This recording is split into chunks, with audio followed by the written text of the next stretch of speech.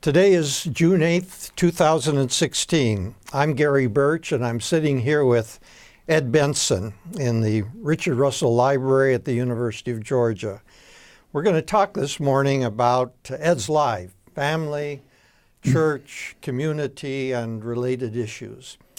Ed, thank you for sitting down with me this morning and sharing some observations drawn from your good long life.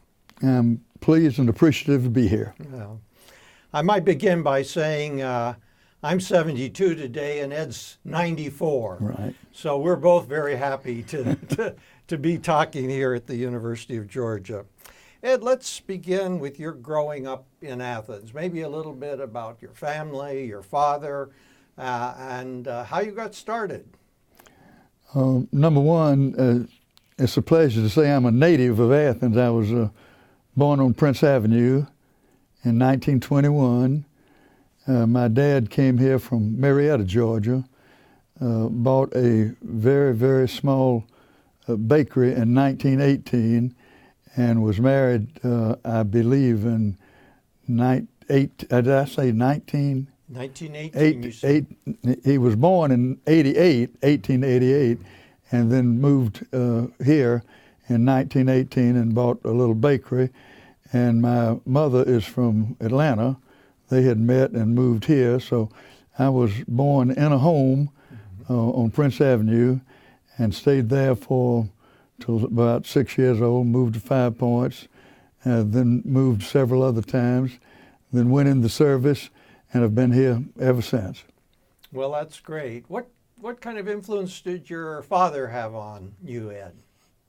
I think probably the best thing that if I have some positives, the number one, he was a positive mental attitude individual. He was an entrepreneur. He was not a manager, but he really knew marketing and how to get things done through himself with a lot of people, but not through others. So he was a typical entrepreneur, always did well until he was knocked out, got up again and started over. But we have pictures of him in 1924. He moved here in 1918. In 1924, he bought out both of the movies here, bought out the restaurants, and had all of his customers come here for a barbecue. And that was in 1924, only 6 years after he had come to Athens. So he was always doing something that really, for some reason, I hope, came out on me. I don't know whether it did or not, but he was always optimistic, never pessimistic, was knocked down half dozen times in his business career, never declared bankruptcy, always paid his bills, worked hard, was not healthy for the first 40 years of his life, and then the longer he lived, the healthier he got. Yeah. And so and then my mother was a typical, lovely housewife, Southern reared and Southern educated, true Southern lady, and she was at home and she looked after us, and we had a cook named Maggie, and she was with us from the time that I guess I was 5 years old until I went to the service. Mm-hmm. So really a nice background. Experience in the bakery? Absolutely, all my life. And back in those days, one didn't have to have a driver's license, and so I drove what was called a short route, which was on Saturdays, which was the biggest weekday of the year, every Saturday.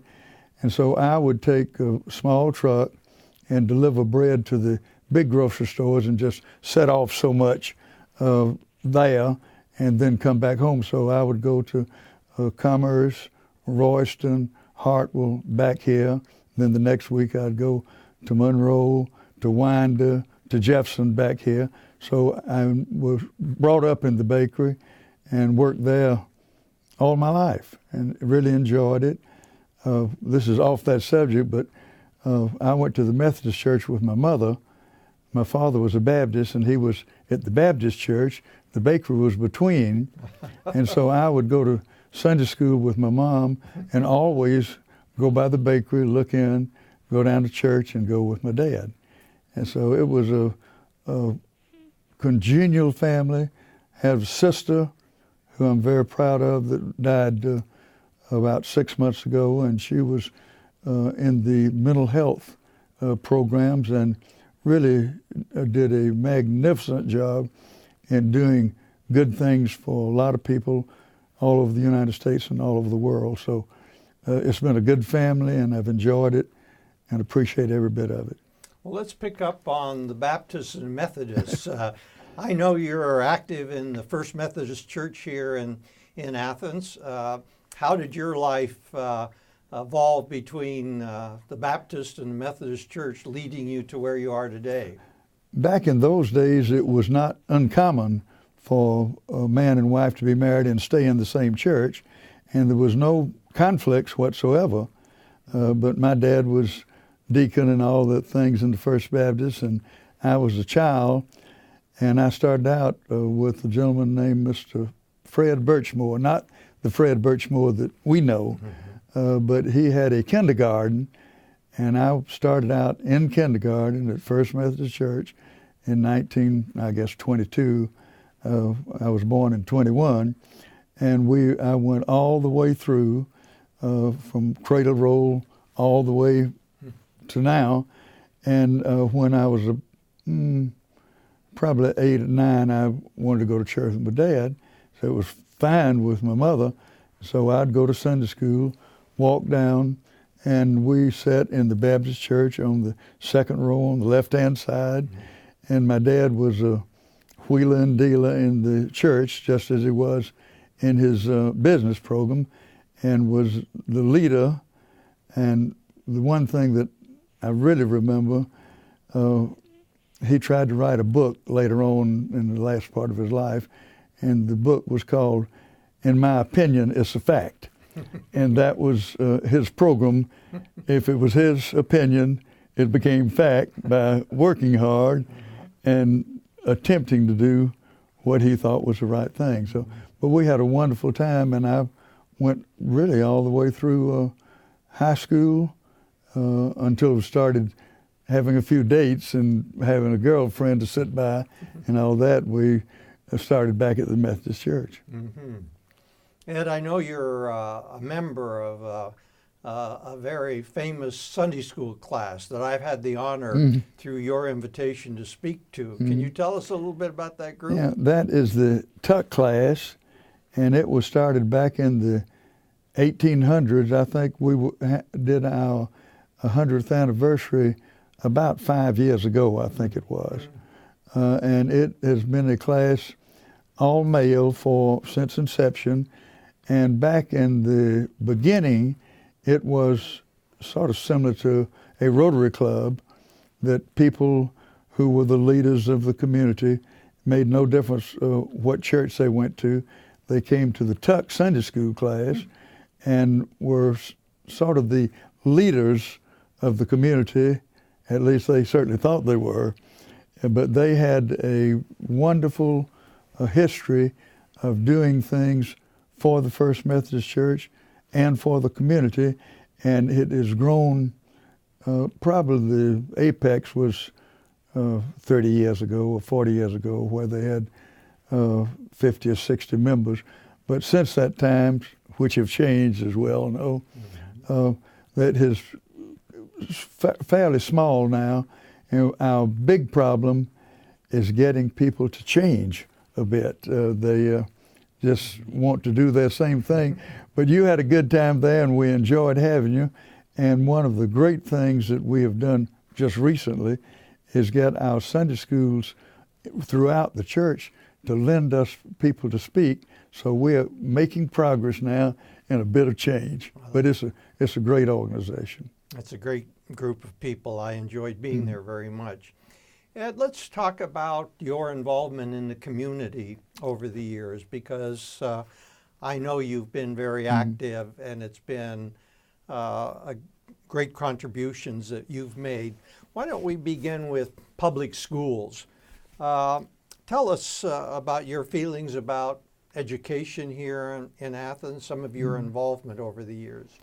Well, I was in public schools all my life, from Barrow School to Athens High School, and in every area I was blessed, and found out over and over how blessed we are to live in a community such as Athens. And over the years, with the principals that I had, with the teachers that I had, I always was interested in public schools.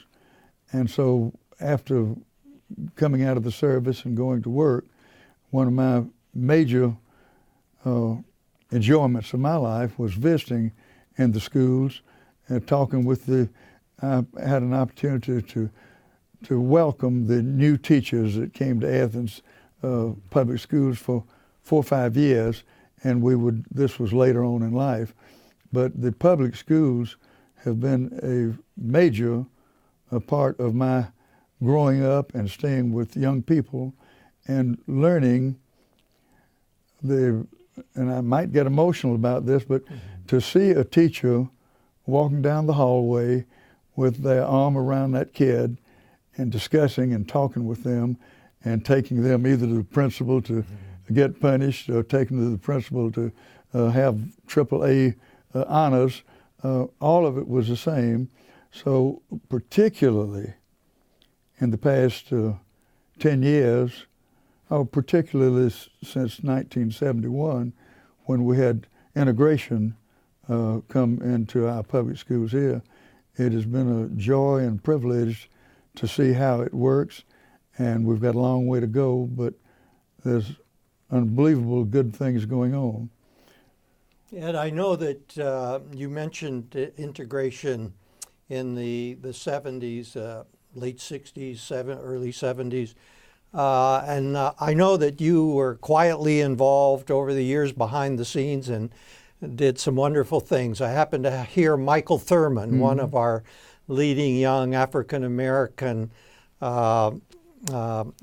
students who grew up and has served this community in the state of Georgia, say some wonderful things about your relationship, the mentoring that you provided him, and your involvement. Could you comment a bit upon that? I'd be thrilled to. Michael and I are really good, fast friends since 1986. And 1986 was, he was elected to a political job in Clark County and in the State House, the first African American to be elected to anything in the state of Georgia rather than being appointed or something like that. And I had known him at the time as a nice, young law gentleman who had worked his way through college, who had gone to South Carolina, came back here, and I was appreciative of what he had done.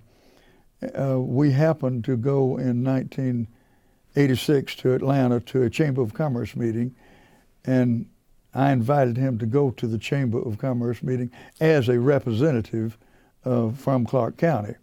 And it was an Athens group going over to Lawrenceville for a one-day seminar. And Michael went with us, and we were talking at that particular time about being to Athens. And everybody had an opportunity to say a few words, and Michael got up and talked for about 3 minutes about this is to Athens, but nothing was really paid attention, and we got about through the meeting, and I don't know why, but I decided it was time for Michael to be able to say something, so I requested that they give Michael a few more minutes since he was first elected African American to tell us something about what was, and he did that, and he got a real ovation. First time that an African American had spoken to a group of business people. On the way home, we talked about the program. About a week later, I called Michael and asked him if he would maybe get us about 10 leading African Americans in Athens, Georgia, and I would try to pick 10 leading male and female whites, and we would get together, and we named it the LLL Club, Listening, Learning, and Leading. And I'm so proud of it. Till this day, that LLL Club meets once a month at the Holiday Inn, has been doing it for, what is that, 14, 24, 30 years now, and it is all under the radar. Everybody works together. It took us 2 years to learn to talk to one another and really say what we thought. But it has been an outstanding contribution that's made by black and white in Athens, Georgia, and it's been a beautiful thing, and it's one of the things that we're really appreciative of, and it's done good things for Athens, Georgia. Good program. Ed, my wife and I had the privilege of bringing our children to Athens in 1970, and to be part of the growing of Athens and schools, and they've had a wonderful experience going through public schools, all three of them, and I want to thank you for being one of the people working behind the scenes with so many others that have made this a community that tries to take on problems. As you said, we're not perfect here, but we've grown a lot, and we have a bright future. So thank you for what you've done. I know you've done a lot of mentoring of people. This is a term that came into our lives. I guess mentoring was going on when we were younger, but I don't remember calling it mentoring. But I know you've been instrumental in Athens mentoring. Tell us a little bit about that. Well, mentoring is a popular name, and I didn't know what it was either. But back in 1990, Peggy Gallus, one of our leading lady friends who lives on your street, was instrumental in saying we need to mentor some people. So she got about 20 people to do a pilot program in the spring of 1990, I believe. And we got, the program was to get 20 people. We get 20 students. We work with them on March, April, May, and June, find out whether it was practical. If it was practical, to start the following fall and crank up and see if we could do business. So I said, certainly I'd be pleased to do it. And life is good. I don't know how we got connected, but we got connected with a nice, young, latchkey, white young man. We didn't know what we were going to get, black or white. He was in 4th grade, and he was having problems, and he was smart, and he had no family background whatsoever. And we got that young man, his name was Kevin Epps, in 4th grade, and Kevin Epps and his new wife had lunch with us Sunday after church, and he has gone from a latchkey kid to every good thing that can happen, and Robin and I happened to be a part of it. His father, and this is perfectly okay to say it because his father was a long-haul tractor-trailer driver that had been in Vietnam, that had drug problems, that was on the road 90% of the time. His mother worked at a car parts automobile shop and was gone from 7 till about 6 every day. So he was a smart kid with nothing to do, and so it was heading in the wrong way.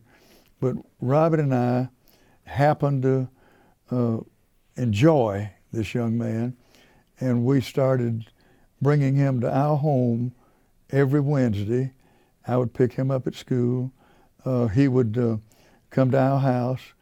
He had never been in a house where manners were, where the rooms were clean and fairly okay. And we started with him, and it's the Horatio Alger story of doing it all the way up. He graduated from grammar school, did well, got in middle school, was one of the leading individuals there and head of his class there. Went to Athens High, was the president of the class 2 years in a row. Went to Davidson College, was the president of the junior and senior class there. Came back to law school and graduated about 7 years ago, and now he is a prominent defense attorney here, whom we're very proud of, and that's what keeps us young. Well, it's a wonderful story. I had the good fortune to meet Kevin Epps, and I've seen the positive influence that you've had on him. Ed, I know you've been involved in many other organizations in town. Tell us a little bit about the Boys and Girls Club or Salvation Army, other things that are important parts of our community. I'd like to go back to Kevin just a minute, because the things that he is doing now is payback for all of the things that, every good thing that's happened to him. In 2019, the United States of America Mentor Program is going to come to Athens, Georgia, the University of Georgia. There will be probably 1,000 parents coming in. There will be 300 or 400 mentors from all over the United States. He is on the program with the United States Mentor Program, and they're going to come to Athens, Georgia. And the payback, at this moment, we have some 500 mentors here in Athens, Georgia, working with 500 kids every year. 60% of those, or 70%, come from the University of Georgia, people that you would know, and they do a magnificent job. They keep the kids. I was not a believer.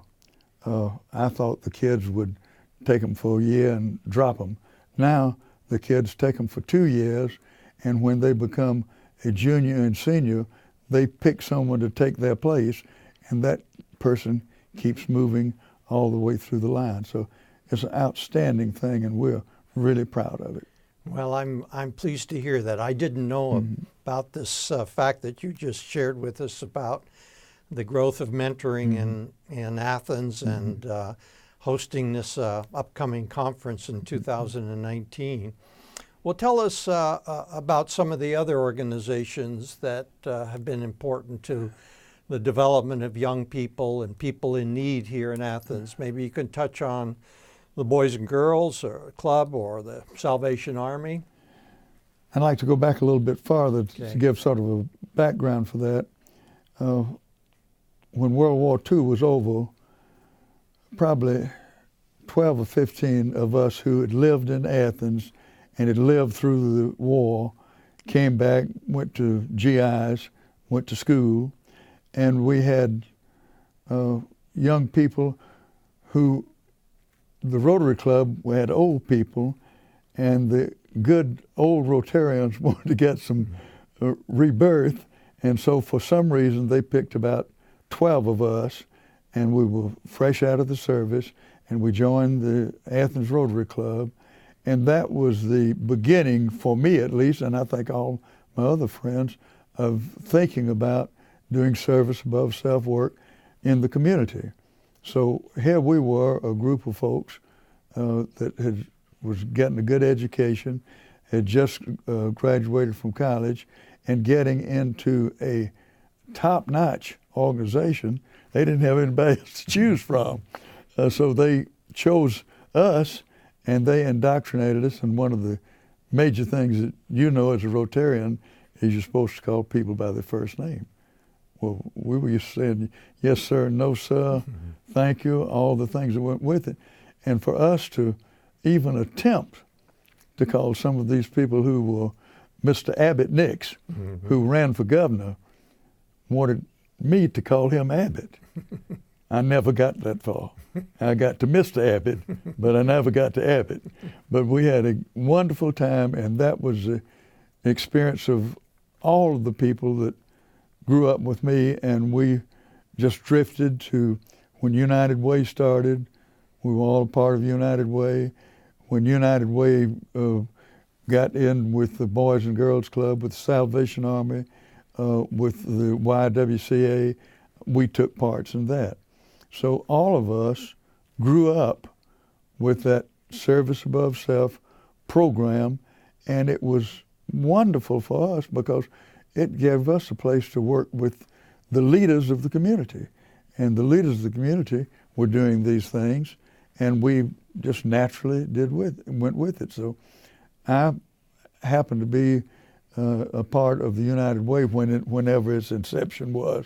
I really don't recall. But in that, you were assigned to different places, and I was first a YMCA person from the time I was in grammar school all the way through. And YMCA was the #1 program in Athens, Georgia for any young man any young white person who wanted to get into athletics and that part. And sometime in the 60s or 70s, the Boys and Girls Club started a small program, and that was over in Mell Auditorium at Old Athens High School. They stayed there for about 3 years. They needed a new place. They asked 3 or 4 of us that were board directors for YMCA to move over to the Boys and Girls Club and stay with them a couple of years and get them started. And 2 or 3 of us did that, and stayed over there and still worked with the Y, but stayed in the Boys and Girls Club I got out about 15 years ago. But it started that way, and it was a wonderful institution. And because my father was an entrepreneur, I guess I was an entrepreneur, and entrepreneurs raise money, and my job always to be the chairman of whatever needed to be done to get a new building. And so I happened to do that for the Boys and Girls Club and the Salvation Army, and enjoyed it all my life. But it was a wonderful experience, and I go back again. All my life I've spent with young people, middle-aged people, and a few like myself, and have enjoyed every bit of it. Well, it's interesting to hear about the involvement of Rotary and its values and the influence and the meaning that it had in your life. Tell us a little bit more about that. I know you became the president of the Athens Rotary Club at a very young age and a district governor, and you've been involved in Rotary most of your adult life. I would guess that family and business and church and Rotary, because it spread everything else. My father was a Rotarian. The Athens Rotary Club was started in, I believe it was the year I was born or the year before, 19, 20, or 21. And my father wasn't a charter member, but he came in the first year thereafter. And he had done his thing all the way through, enjoyed it all of his life, and did many, many things for the Rotary. And he was president of the Rotary Club the year after I got out of the service. And so I was brought into the Rotary Club, and he gave me the privilege of doing anything I wanted to do in Rotary. And I know I didn't do my job where I should have been doing it as well as I did, but Rotary fascinated me because it was getting things done through the club, through the community, through the state and nation, and throughout the world. And I had known a little bit about the world being overseas, but that was the part that really lit fires under me, and it was a pleasure to. When I was about 28, 29 years old, was president of the Rotary Club simply because they didn't have any young folks in there to do it. And then in 1955, I was district governor. 2 or 3 of the older people could not take the job. My father said, do it. And I took a year off and did that, and it was dealing with people 20, 25 years older than I who were leaders in the community, and I learned lots and really enjoyed it. Great programs. Thank you for inviting me to learn about Rotary and becoming a member. It's been important to me, Ed.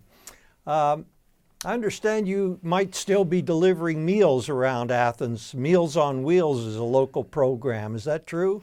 I stopped the 1st of March of this year after 13 years of one of the most learning experiences I've ever had. And when I began Meals on Wheels, I found a new mentee. And this young lady was in a very, very, very poor section of the community. Her mother had a horrible experience 20 years before that. Her son was killed in a fire in her where she lived. And then she adopted these 2 children, and this young lady is a bit of crippled, and she had nowhere to go and nothing to do in the summers, so she would come out and get the meal and take it to her uncle who lived in the back. So I, the next year, invited her in the summertime to ride with me.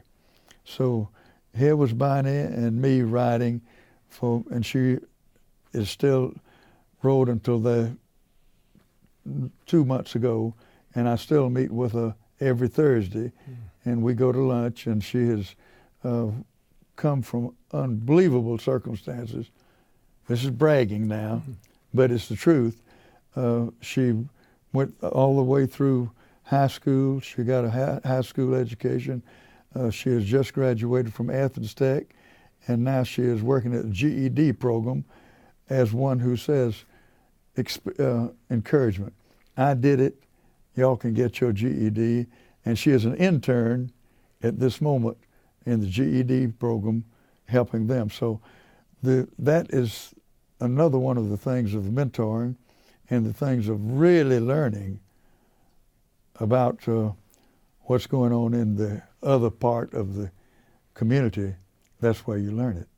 And so I did that for 13 years, and I stopped because in the winter and it's icy, I was afraid I'd fall down, and I had to call 2 or 3 times and tell them I couldn't do it that morning. So I gave them a month's notice, but we still go by there about once or twice a month and say hello to everybody. But a grand program. And the Meals on Wheels, as you know, is nationwide, but here it is a masterful program. We have one of the finest units in the state. We have substations in Winder and in, I believe, Jefferson and in Elberton that do this all under the auspices of our group. But there's some, I might be exaggerating a bit, but probably 200 Meals on Wheels people in Athens and surrounding area that do it 5 days a week. It's a wonderful program. Well, I've heard wonderful things about the program and your involvement in it, Ed. We're sitting here today on the campus of the University of Georgia in a wonderful new building that was built in honor of former Georgia Senator Richard Russell. You've been involved in the university, a graduate of the university, a fan of the university.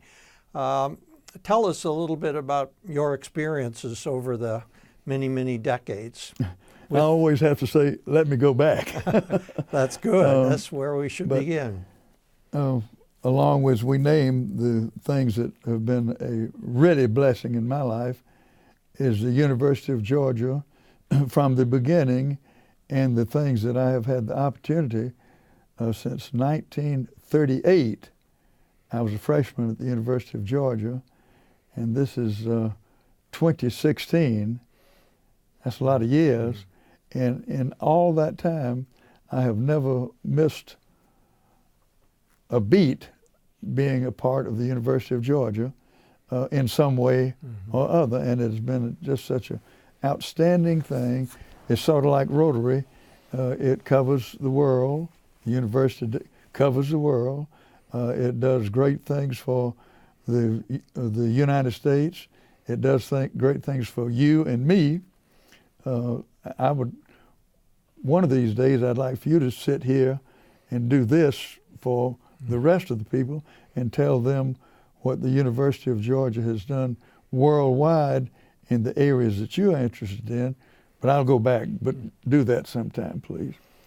1938, I graduated from Athens High School, went immediately as a freshman at the University of Georgia, took ROTC for 4 years. I was pleased with that. Back in those days, everybody took ROTC. Right. And it wasn't because of the war, it was you just took ROTC. And so with 2 years of doing ROTC, and in the last 2 years, I took what was called a college flight program, which they gave us 2 years to get our license and to learn the metrics and the fundamentals of flying in Piper Cubs and that type of thing. So I had about 200 hours of that, and graduating from the University of Georgia in 1942 as a ROTC graduate. I graduated on May the 16th of 1942. That is about 72 or 74 years ago, 2 weeks ago, when we graduated on the 16th. On the 17th, we went to Fort Benning, got our commission. Within 3 weeks' time, I was on my way to California. I stayed in California and expected to be a pilot, going to pilot training there, but and we didn't know why this happened. I was assigned to the 48th Fighter Squadron of P-38s, and I thought that my ambition in life was going to be to go back to flight school and fly one of those P-38s. But because a group of us had experience in flying and in the art of flying, they took all of us and sent us back to Fort Dix, and in August we were in England, and we were assigned as assistant intelligence officers to the P-38 squadrons or wherever else the others went. But within 10 weeks, I was from Athens, Georgia, not knowing where the North Star was, and in England at 20 years old, and assigned to a P-38 squadron that was practicing to go somewhere, and we didn't know where we were going. But may I stop and get a little water? Yes, certainly.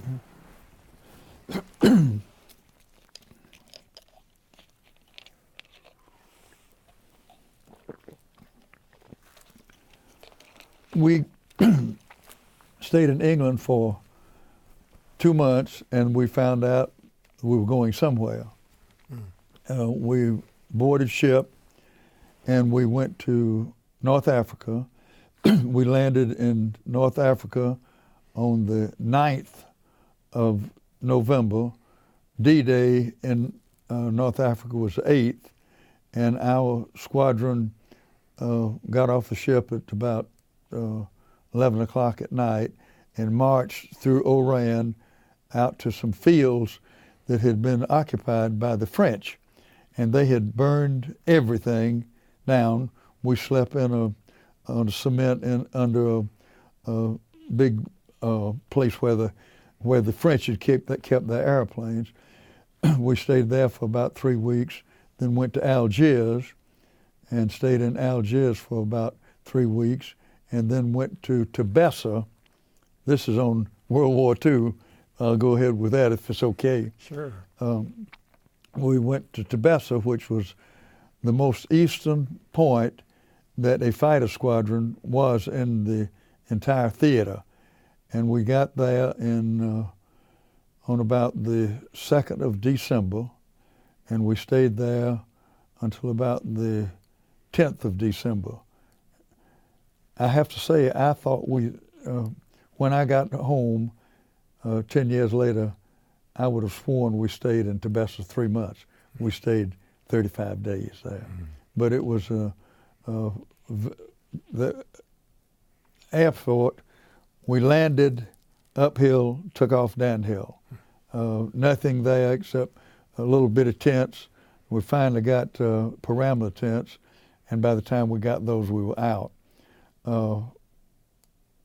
This changes the subject just a bit, but last week was Memorial Day, and it gave me an opportunity to speak to some people who it's history, and we talked about growing up quickly and maturing quickly. And when you leave University of Georgia at 20 years old and get over there and see death quickly, and you see 35 or 40% of your pilots either killed or taken prisoner within 35 days, you mature quickly. And the reason that we left Tebessa, went all the way back to Casablanca, which was 3,000 miles west, and on Easter Day of 1943, I beg your pardon, 1943, we would have placed south of Casablanca on Easter Sunday morning, and I have pictures of that, and that was one of the highlights of my time, 23 months overseas. At that time, we did not know it, but the Big Four were going to meet in Casablanca. Mm-hmm. They met. We didn't know they were there, but it was 20 miles away. Then we went back from Casablanca back down to Algiers, picked up a new group of P-38 pilots. Remember, all the ones that came out of our 35 days came back to the United States to be instructors and also to raise money for the $25 for the bonds. And so they were the true heroes. One of the great things that happened to me, and stop me if I go too far, that happened to me, that I was with the same group, same team for 23 months in the support activities. And we talked last week about teamwork. We talked about death. We talked about hurt. We talked about pain. We talked about getting knocked down. And it finally dawned on me that the things that we did as teams in the P-38 squadron is the same thing that was done in the United States of America with the GIs coming back and they forming teams and doing the very same things. They had been hurt, they had been knocked down, but they were ready to stand up, they were ready to fight, and they did that through their good deeds and their programs and the GI program. So, as my father said, the sun's going to come up tomorrow, and it will be coming up 6 months from now, 8 months from now. Political things will not stop us. I'll stop on that. No, Ed, I want to just comment that you and I did have a good conversation a week ago about some of these things, and sharing them with me as you've shared them with others in this community. is so helpful and so meaningful to bring these things together. And it's great to have this conversation with you today. There's a lot more we could talk about. For example, I think we ought to do a session sometime on your business life. I know you are a great leader of, have been for many decades. Got to go back to the university Athens now. Business and the University of Georgia. Well, maybe we'll just wrap up with a few words on the University of Georgia. All right, I'd like and then to do we'll that. save the rest for another day. Okay. Well, the University of Georgia was a wonderful place to come back to. And I came back for 6 months and went to work and went to school for only 6 months. And then I went to the baking school in Chicago for 6 months, came back and was in business.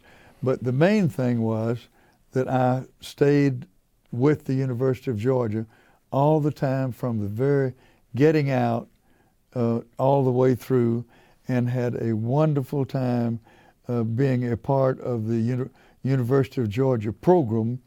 In 1967, I was the chairman of the foundation fundraising program for the University of Georgia. And that year, with a lot of hustle and a lot of programs, we hit about 10% above any monies that had been raised for the University of Georgia. Now, at that moment, that was $760,000. $760,000. Not $1 million, not anything, but and that was the most money that had been raised by the alumni program at that time. So watching it from there up through here was really something, and being on the University of Georgia Foundation with you and with a lot of other folks, and going through 20 years of the inside working of the University of Georgia and what's going on now has kept me young, and I've enjoyed it. I'll stop on that. Well, we're both fortunate to have had a good, long experience with the University of Georgia and to remain in this community. We all know what a wonderful resource it is for not only young people, but older people like you and I. Well, Ed, it's been a real pleasure talking together with you this morning. There's a lot more that we could cover, and maybe sometime we'll come back and talk more about some of these issues. Is there anything you'd like to say as we wrap up? Nothing other than what my father says: the sun will come up tomorrow, the best is yet to come, and I want that contract to be with y'all again a year from now. Well, that's great. That's a good way to close. Thank you very much. Thank you. I enjoyed it.